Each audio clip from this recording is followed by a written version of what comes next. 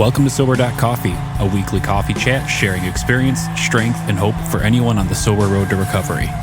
You can download Sober.Coffee weekly on all podcast platforms and check us out on Instagram at Sober.Coffee Podcast and on Twitter at Sober.Coffee Pod.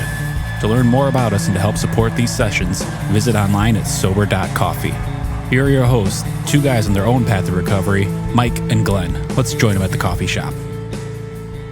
Hey, good morning, Glenn. Hey, Mike, good morning. It's great to be sober today. I know, right? Mike, alcoholic. Who would have thunk it? Hey, brought a friend. I want to introduce you. I know, I'm Glenn, excited, man. Glenn, this is Don. Don, what's going on? Welcome. How you doing, Glenn? Great to have you. Nice to be here. Yeah. So, as I told you in prep for this coffee. Wait. Yeah, talk to me. I don't see. Don doesn't have a cup of coffee that I see. He's got good old fashioned H2O. He's got some water. Okay. You know, over the weekend, my wife was asking me. I said, I got sporting a little headache, and she says, "Well, have you been drinking water?" I said, "Yeah, I had 20 cups so far this morning." She said that doesn't qualify. I don't know what she was. It's got the beans in it. That's why it's got the beans. That's right. It's beaned up coffee. Yep. But yeah, listen, Don, I'm so glad you joined us this morning. I ran across Don a couple of weeks ago at an open speaker meeting, and my life was not funny. I'm sure people laughed at me, but I wasn't laughing at myself for so long. And it's hard to laugh at pain. It's hard to laugh at pain. Yep, yeah, that's right. The chuckle comes out, but it's not genuine. Yeah. And since I've become sober, I'm learning to laugh legitimately, and it's a great feeling. And so I thought to brighten your day up today, Glenn, I asked Don to join us for coffee, and I don't know, Don, are you going to brighten up his day, or are you? Come on, Don, bring it on. Probably not. No, I think great so. to have you, Don. Yeah, Don's got a great story. Thank you. Great story. So, yeah, tell us a little bit about your journey from the life pre sober Don to post sober Don. Tell us a little bit. Tell Glenn. Thanks, Mike. It's a great story. Yeah, I started my alcohol career started all the way back in grammar school, and came from the Irish Catholic family, beer drinking family. Yeah. The ice bucket at night, and ironically, the family never drank during the day. They did a nighttime beer drinking, and they did not drink during the day, and they introduced me to alcohol one night when I was probably 6-7 years old, and I couldn't sleep, and I got up and man, I can't sleep, and Dad says, well, give him a drink of beer, he'll sleep. All right, hey, took a drink of beer, and I'll tell you what, man, that was it, boy. That was the best stuff I ever had. I don't know what this stuff is. It beats the hell out of ball and jacks, Yeah, right. I'm sure half of the people out there don't know what ball and jacks are. It's not an electronic game, So, yeah, from that point on, I'd be getting up at night and I can't sleep. Where's the beer? And I'd be doing a glass of beer at night, and then down the line, finally I had my own glass of beer at night. And by the time I got in high school, I was doing a quart of beer every night myself.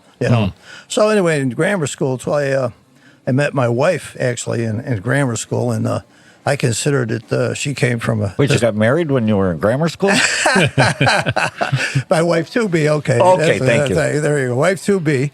In grammar school, and I consider her from a dysfunctional family because they would do things like go bowling without drinking. Oh, that's so weird. Oh, man. They'd play cards, and they'd be all sober, and once in a while, her old man would have a glass of wine with dinner. Hell, my family would be doing a bottle of wine with her Cheerios, So I couldn't put a handle on her family. They really thought they were weird. So anyway, we both went to a Catholic grammar school. And she did dump me in 7th grade for another guy. I'll go figure. Pain. That didn't work out for her, No. She knew a good thing when she had it. She came back to me. Sure. We actually met back in, after we graduated grammar school, we met in first year high school. She went to Catholic high school, and, I tried a Catholic high school for a year, and they said it wasn't for me. They asked me to go. Yeah, they asked me to go to another school. I thought it would be in my best interest to try a different school, So we were. So she was. She got absorbed in the Catholic religion. Everything I did was a sin. Everything I thought was a sin. Everything I wanted to do was a sin. She'd have nothing to do with it. So anyway, I drank my way through high school, and I was a beer drinker in high school. And they had a lot of gas, because of that. And the classrooms weren't heated; didn't have air conditioning then, So consequently, with all the gas I had, everybody around me flunked. It'd be like 100 degrees in there, and the things would be pretty tough in the room around me. And so and also I had a rock band back then in high school, and we did fairly well. One of the guys was a songwriter and that, and we had a open door policy with Chess Records where we brought some of our stuff in, and they liked it. They wanted us to keep bringing stuff in, and I always said one of the interesting happenings with our rock bands one night after we performed, we were in a hotel room, and the girls were beating on the door and screaming and beating on the door and screaming, and I finally had to get up and let them out. So it was, so I didn't see that coming. That was about where's this going? The extent of it. So anyway, so Trish, my girlfriend, we graduated. She graduated, full honors, full ride scholarship for any college that she wanted to go to in the United States. And she's going with me, and I'm, they liked me so much in high school, they wanted me to stay for a while, so high school. Couple more years, right? High school was the best 6 years of my life, I always say, awesome.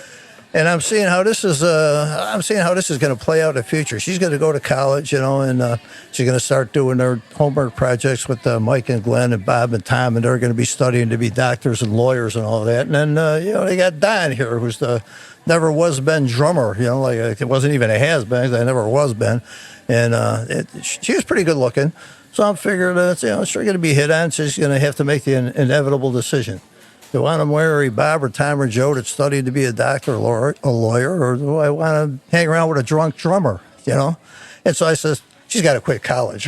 She's got to. This ain't going to work, what I mean? Yeah, this ain't going to work at all. She's got to quit college. So I suggested that, why don't you maybe ought to quit college and we get married. And actually, aside from the band, I was actually studying to be an aircraft mechanic, And I know that everybody starts to think, alcoholic aircraft mechanic. And I did actually work as an aircraft mechanic for a while, but I will say we never drank on the job or before the job. But there was no holds barred after work, So that was my other gig. So anyway, so I talked her into... quitting college, and we'd get married. So right there, that just points to a lot of heavy sales skills. Yeah, right. Yeah. And I tell you what, she might have had a Honey, full you ride. can be a doctor or you can go with me. Yeah, she might. That takes some selling. She might have had a full ride scholarship, but she wasn't street smart. Right. Yeah, right. I was able to outsmart her when it came. Yeah, that's smart. Let's quit college with a full ride scholarship. Marry this guy who's a professed alcoholic already. Yeah. Right. Matter of fact, I said everybody as before. Most people, when they get in a band, they become alcoholic or drug addicts. But I was already an alcoholic, so I had it made. I was an alcoholic before I got the band. Pre-qualified. Pre-alcoholic for the band, So that worked out real good. So, but I swore, Mike and Glenn, after before or when I got married, that's it, my drinking. I knew I was having problems then. Even back then, I told her back then, before we even got married, that I was an alcoholic. And she still married me. I mean, another strike on her part. But anyway, so I was trying to. I'm trying to remember what the hell I was talking about. Yeah. So I was trying. So you decided you're going to go straight after you get married. You decided that's it. No more drinking. Thank you, Mike. Yes, that is it. Before I got married, I said when I get married, no more drinking. That's it. I'm going to be the soberest, greatest dad, the greatest husband. So did that last for minutes or hours? Yeah. I was just going to get to that. He's been sober since. I did quite well. I made it a week. Oh man, nice. Yeah, the week club. We went a week. A lot of fortitude. And then I discovered that a buddy of mine that I was in a service with lived 4 doors down from me. Okay, so bingo, And of course, being a Catholic school, a Catholic girl before he got married, like I said, she was always into the Catholic thing, and if I ever touched her, I'd burn in the fires of hell for the rest of my life, So anyway, after we got married, she ran out of excuses, so I was able to add 2 minutes of fun to my life. Nice. If I was romantic, it was 2.5 minutes. Right, wow. Except if I started drinking, then it would have been I could drink for 8 hours and 2 minutes, because once I started drinking, nothing else was ever going to happen. Once I picked up a drink, I don't care what you're offering me. I'd like to say I lost a lot of opportunities because of that, but that'd be lying. And if I had any opportunities, I would have lost some them. people drinking starts the opportunities for you. The drinking stopped the opportunities. Right. No, that was it, man. Once I picked up a drink, baby, I was I didn't care what you were putting in front of me. If it wasn't alcohol, I didn't want to see it. Right. So that was weird. I knew I had a problem right then and there. So anyway, ended up getting laid off of work, and we're married for a while, and got laid off of work, and my drinking escalated. Surprise, surprise. I didn't have nothing to do but drink. Right. I mean, before, at least I tried to hold down a little bit because I knew I had to get up in the morning. Yeah, I knew I was going to have to be functioning in the morning, and I'd get up in the morning and I'd do the shower and the Visine and mouthwashes and try and bring myself around. And I remember one morning I got up after a night of drinking and went to the bathroom, grabbed the Visine, threw it in my eye, and man, oh my God, I could hold it in my eye, I couldn't see nothing. So what do? I throw it the other eye. Yeah, for sure. So I'm running into walls. I'm blind for 5 minutes. I finally get one eye pried open, and I got a bottle of Vicks nasal spray. Oh. And so that's kind of like some of the stuff I do. But in the meantime, too, just to let everybody know, I qualified for drinking. I was doing really stupid stuff. I was drinking when I didn't want to drink, probably the main thing. Telling myself, I'm not drinking today. I'm not drinking today. And as soon as I get home, my buddy, you want a beer? Sure. Yeah, right. I think I've said that a couple times. How about you, Mike? Just a few. That might have happened, huh? So I definitely qualified for drinking through all of this time. So after I got laid off, my drinking escalated, because I had nothing to do with drink, like I said. So, and I finally got to the point where I was doing enough stupid crap that I wanted to do something about my drink. It was really bugging me. I was drinking when I didn't want to be drinking a lot. Now I couldn't quit drinking. I'd be up till 3, 4 in the morning by myself drinking. So finally one night I said, I'm going to do something about it. 4 in the morning. And so who do I call? I call Dave. Dave is my buddy who I drank with. And Dave can fix your car. He can fix your plumbing. He sure can fix your drinking. Oh, hell yeah, man. I mean, Dave fixes everything. I call him up at 4 in the morning, and Dave is the kind of guy, sure, come on down. We'll take care of that. So we went down. I told him, Dave, I'm sitting up by myself drinking all night until 4 in the morning. I got a problem. So with Dave's keen mind, he did analyze everything, and we determined that Trish, my wife, was the problem. She who has been working full time, giving me money for beer, not complaining She's about the me. problem. Not complaining about me not drinking or not working. She is the problem. Way to go, So I Dave. went home and woke up and said, I'm getting the hell out of here. You suck. And I actually got in the car and drove back to my parents' house. I don't know how. One eye, obviously with one eye. Right. Incidentally, if anybody's out there that ever driven with one eye, you need to contact somebody here. Yes, absolutely. So one eye driving, got there, and woke up the next morning, and I didn't know what happened. I was like, man, geez, what happened? Why am I here? And so anyway, I called her back up. She was, once again, another mistake. She said I could come back, but I told her I'm going to do something other than talk to Dave. When I come back, I'm going to make the phone call. I'm gonna. I don't know. I want Dave's number because That's what I was just thinking. Yeah, right. This is Bill Wilson's program. It might be Dave Wilson's program, right? That's right. Who knows? Oh, that's hysterical. So anyway, so I get back and I come home and I said, okay, I'm going to make a phone call. So we sat down and patched things up, and she's still waiting for me, to make the phone call. Okay, I get up, I make the phone call, I call up. They answer, they say, okay, well, we'll help you out. Give us your name, and I'm like, what do you mean, give me your name? I thought this was an anonymous program. You want my name now? You want my friggin' name, Yeah, well, you don't give me your name, we can't help you. With your phone number, we're going to need your phone. Name and phone number. I mean, you got to be kidding me, man. Yeah, come on, Okay, well, I had to go along with him because she's giving me the evil eye, so I give her the name and phone. We'll have somebody call you. So I thought, okay, click, got out of that one, They get a call, they won't call. I said, I'll watch TV. 10 minutes later, the phone's ringing. Trish is looking at me. I'm sitting there playing like I don't hear it.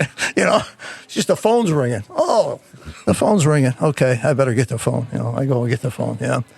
Hey, Dan, this is Ken from AA. I don't know if that was Ken or not. It was so long ago, I don't remember, And I heard you called and you wanted to talk to me. Yeah, that was I might have called. I think that was quite a while ago. I mean, maybe an hour or something like that. I changed my mind. Yeah, I have plenty of time to sit That was down. then. It was This a is now. lifetime ago. That's right. That was then. I thought I might have had a problem at one time. You know what I mean? I thought I did, and everything's okay. It's all you know, good now. Everybody goes home to visit their parents at 4:30 in the morning on the wrong side of the expressway. It happens. You know what I mean? And it's happened to everybody. So anyway, Dave was pretty cool. He says, "Well, Dan, I'll tell you what. Big mistake on his part. He said, I'm going to give you my name and phone number. He said, if you have a problem, give me a call." Okay, fine, man. I wrote that down. Talked to him. Well, I'm going to use this baby down the line. You know, I'm not ready now, but I know down the line I'm going to need it. You know, so I got out of that one.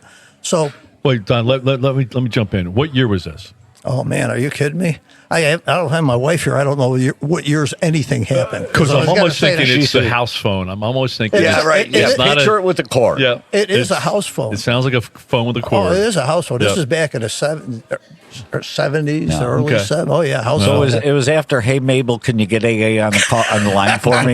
yeah. No, there's no cell phones. No matter of fact, which was really tough to stay up at night drinking. The test pattern was on TV at midnight. I know, Oh, right? geez. Wait, You guys- that wasn't a real show. I watched that for hours. Me too. I Me loved too. it. Yeah, I never did figure I love the plot The line. plot never I changes. was gonna say, Yeah. I never did figure the plot out. You know? So anyway, a week later, wouldn't you know it, I'm up by myself drinking at 4 in the friggin' morning again, and Deja vu. I got the answer now, man. I got Ken's number in the wallet. You know, I'm gonna call Ken up. Ken wasn't real happy to hear from me at 4 in the morning. I say, guys, quit drinking. They don't like Lesson to hear one. from. He did say call anytime. They don't like to hear from guys that are drunk at 4 in the morning when they're sober. I couldn't understand that, you know. So he was a little pissed, you know, and he says, I hope you call me up at 4 in the friggin' morning. You want to help? He said, we'll get you help. Don't be bothered. Okay. He says, I'll come over tomorrow. No, man. I think, oh, man, he's going to come over to my house tomorrow with his AA hat and his AA truck and all that stuff. And he'll end up lowering my property values, you know. And I live in a trailer on top of that, you know. So I said, no, that ain't going to work. And I also figured he's going to probably come down the street with you ever see these, what was that, great home makeover where the guy came down the street with a bullhorn and 10,000 people? I figured he'd show up like that, with walking down the street with a bullhorn.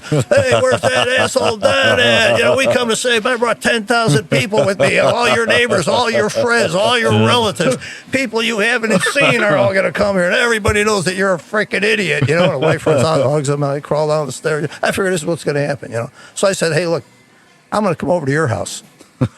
He agreed to that. I don't know. I must have been a good salesman. So he said, I'll come over to your house 3 o'clock. He said, okay, fine. I had to go now because I knew he was pissed at me. And when I was and you didn't want the bus at your house. Exactly. And when I was ready to join, they weren't going to let me in because they were pissed, you know. So I got to follow through this time. So I go over to Dave's house and knock on the door. He opens the door and this friggin' 90-year-old guy answers the door.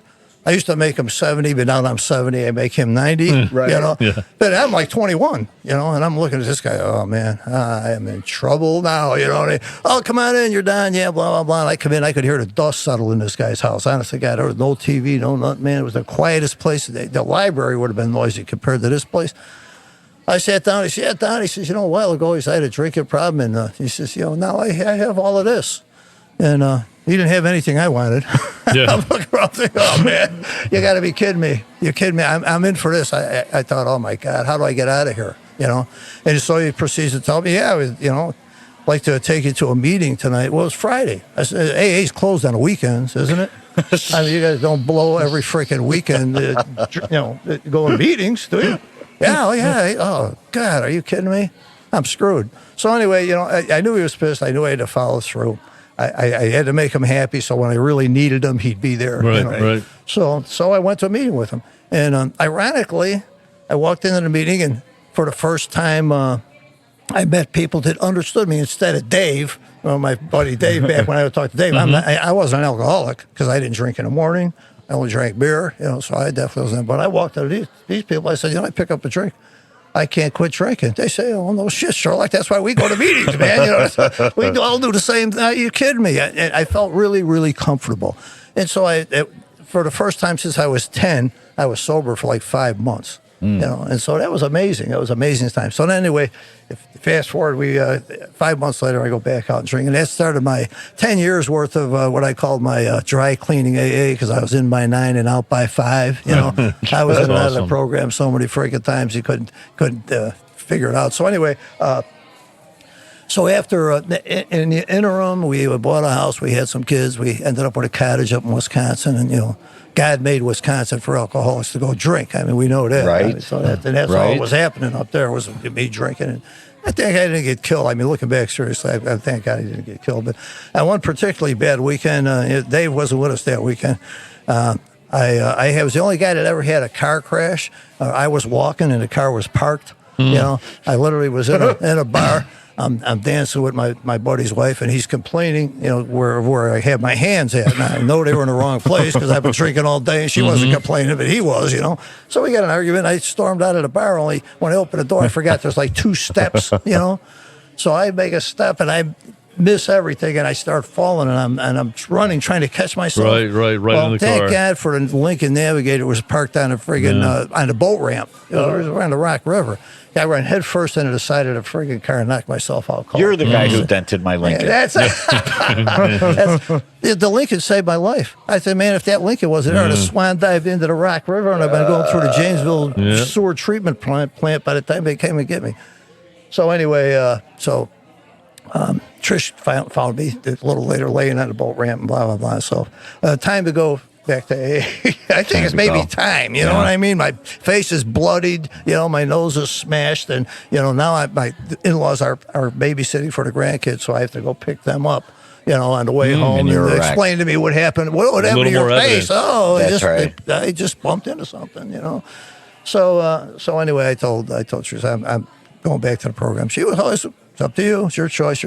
But what happened this time now was really cool. Is the guy that I grew up with and drank with happened to be in the program for 6 months. His family did an intervention on him, and he was sober for 6 months. I said, and my buddy Don, another Don. He says, I said, I'm going to contact Don. I'm going to go back to the program with him. She's fine, no problem. Didn't do it right away. I had to think about it. So next weekend we were at another party, of course, and with some of the people that were with us up at the cottage, So last ditch effort, I went to my buddy Lloyd. I said, "Hey Lloyd, how was I last weekend?" He said, "You want the truth?" He said, "Yeah, man, you were the biggest asshole. You were, man. Need more evidence." He says, "Yeah." He says, "My wife told me somebody better cut down off." I said, "Nobody cuts down off. Are you kidding, man?" Nobody. Yeah, you know what I mean. So that was it. So I go over to see my buddy Don. I say, "Hey, look, I'm going to go to meetings with you." He gives me the typical answer while somebody's drinking is, "Okay, give me a call in the morning." That's right. And to his surprise, the first call I made when I got up in the morning was to him, And so anyways, got back into the program, started going, and this time, I determined this time that I was in and out of the program so many times, I'm going to stay for a year. Get one of the slugs that they give out, It's a coin, not a slug. A slug lives under an acorn somewhere, right? I was a slug. Yeah, I was a slug. So anyway, I figured I'm gonna stay for a year. So in the interim, now the first time I was on a program, I was in and out. I didn't want to get to know anybody. I didn't like to go out for coffee. I didn't want to give out my number because I didn't want anybody dragging me out of the bar when I was going back out to drinking. Because I always came in with an exit strategy. Sure. I came in and I knew just about when I was going to leave. So this time I'm going to stay for a year. I get the year, I get the coin, heal up everybody, the wife, me, and man, I'll be cool. I'll go back out drinking because I was concerned I could never drink again too. That alleviated that problem for me. I'm going to drink another year, but I could do a year. So I did. So I did a year, and some strange things started happening in a year. I started to get to know people, I started hanging around with my buddy Don when I'd be pressed to go out to drink, and I knew I could get away with it. I'd have to face him sooner or later. So I'd call him up, "Hey, you just screwed up my drinking, man. You know that?" He's like, "Oh, well, maybe we ought to talk about it." We'd jump in a car and drive up and down I-80 and say, there is no gravity. The whole world sucks, and it worked for both. It's working pretty good. So I started to meet some other people some guys that I really liked. I went out to coffee and afterwards, the coffee like we're doing here. Yeah. And I really began to like the people, and I really began to like the program, and so I made it for the year. I made it for the year. I had a whole year. And I figured, hey, yeah, the release How was that date. slug? Release date's coming up, man. You know what I mean? I got, I'm out of here. You know, I'm at a release date. In an interim, Bo, I forgot to mention, too, that the fact they took me up to the retreat house. I don't know if you guys ever been to the Villa Desiderata. Oh, yeah. I've heard of it. AA retreats. I might have been there once. I'm not sure if I was sober, but I might have been there once. Well, back then they had Father Lutz was there. It was this ex-Marine dude, and man, he was just the coolest guy you ever want to meet. And he'd break your back hugging you, and he was really, it was really something that happened up there. I was going to go up there, figure we were going to pray for the weekend, you know, and I never had so much fun in my life. Yeah. You know, my wife was up, she came along, she was friggin' happy, you know, and man, we came home, I said, she was as happy as she ever been. She says, you know, man, you can have all the sex you want, you know. She says, but she didn't tell me to be by myself, you know. Yeah. So, but anyway, so anyway, here's my year up, my release date's coming up. And I'm figuring to myself, do I really want to go out drinking? Why? Okay, now I'm having trouble. I had no problem before. I'm having trouble justifying why the hell would I want to do that? I got everything I want. I'm happy. The wife's happy. You know, the boss is happy at work. I'm doing a better job than I ever did. I never did lose a job because of drinking. Yet. It was yet. Oh, everything was a yet. We know that. And never had a DUI yet, but unfortunately. So anyway, after the year, I started thinking about all of this stuff, and then it dawned on me one day, you know, I got an idea. Why don't I just not drink for 24 hours a day? They've been telling us for 10 freaking years. They've been telling me this, you know, because I can drink tomorrow. I got money in my wallet. The bars didn't go broke like I thought they would, you know, because I quit, you know. United Airlines went broke they didn't go broke. They had profit gains when I quit drinking. Right. There's a footnote of explaining why their profits shot up is because Glenn stopped drinking. So the bars didn't go out of business, huh, Dan? No, the bars didn't go out of business. I was really pretty surprised at that. But, you know, from that point on, I says, you know what? Maybe I'll just do this 24 hours a day, you know? And at that point in time, the funny thing that happened was that, you know, what AA did for me is they made me want to stay sober. Right. I wanted to go to the meetings. I love the meetings. We're going out to eat afterwards. Half these guys are funnier than I am. We're having a great time.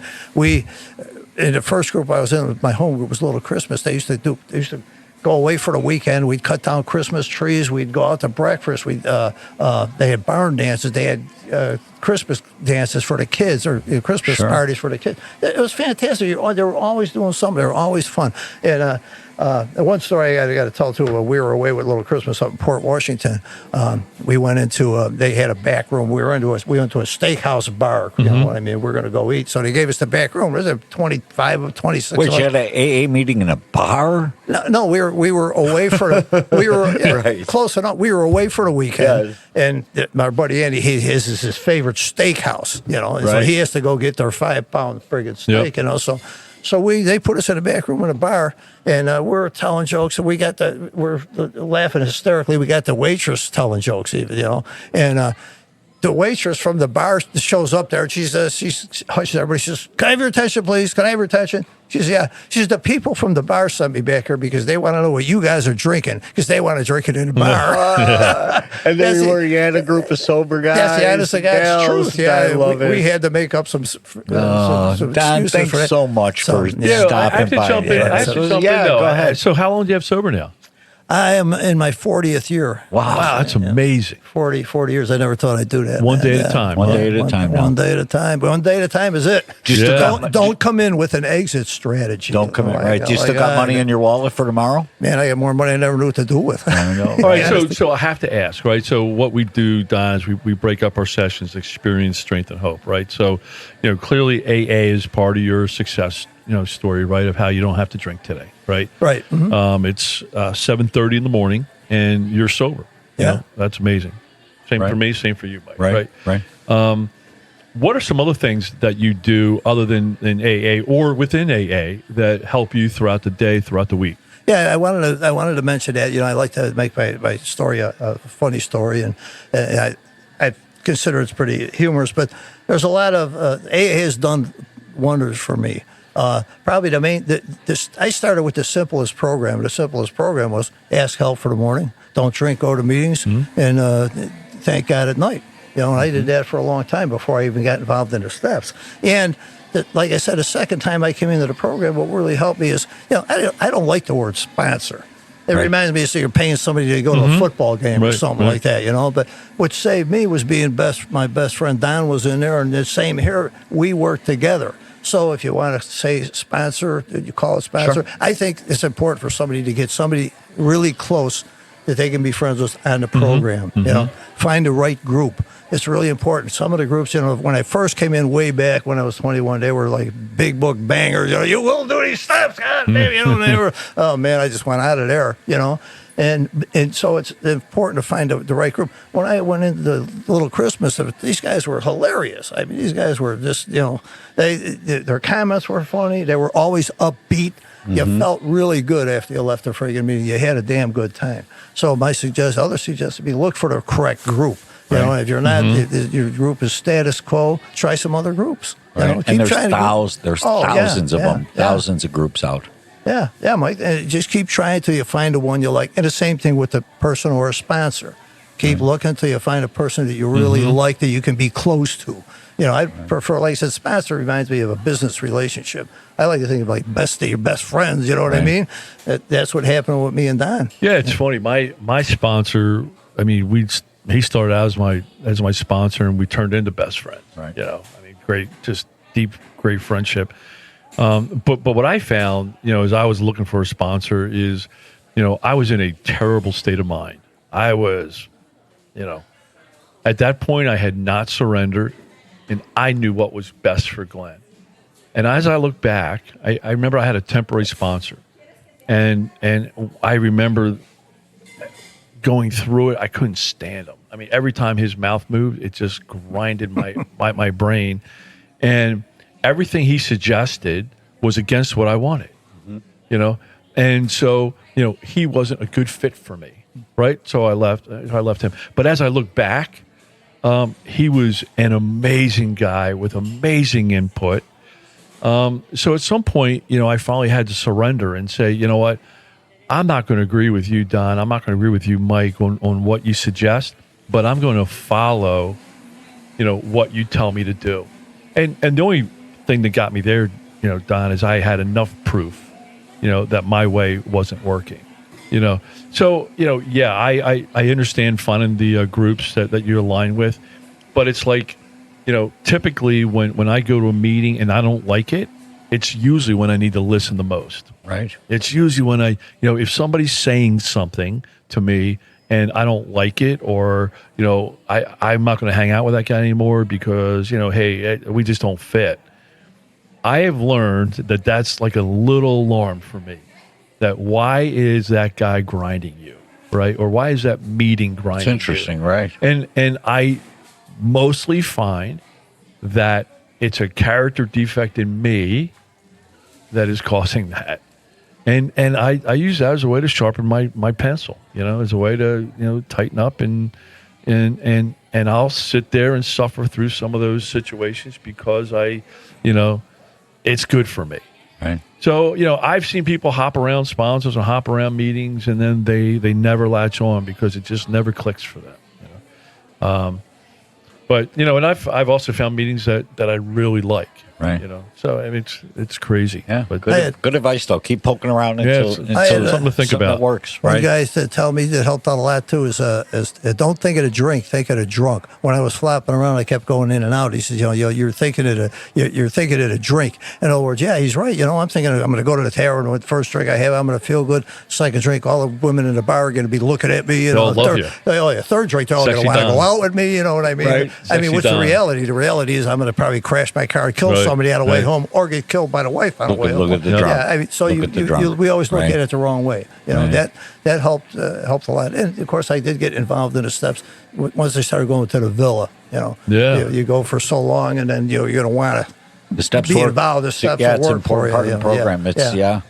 Good, man. Well, hey, again, thanks a lot for coming by, man. Great to hear your story. Thanks for having me, guys. Yeah, you'll have to come back and have coffee with us again, man. Well, thank you. Thanks for sharing your story, Chief. All right, Thank you, man. Thanks. man.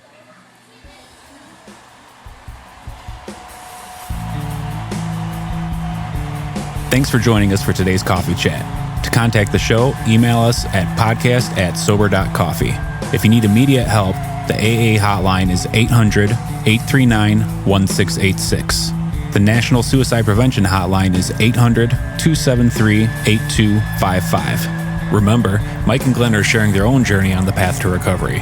Any suggestions, medical or otherwise, are their own experiences and should not be viewed as professional advice. See you next week, and remember, there is a solution. Stay safe in the city of Chicago.